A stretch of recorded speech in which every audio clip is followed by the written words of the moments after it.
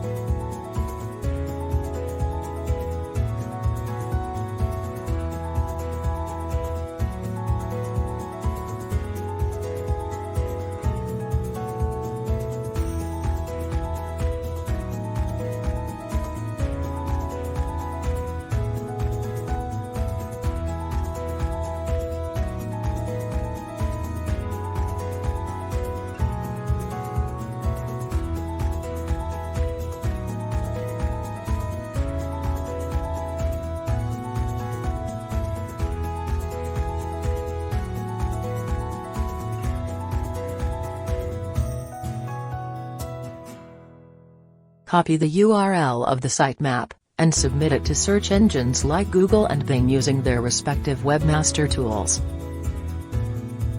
I hope this helps.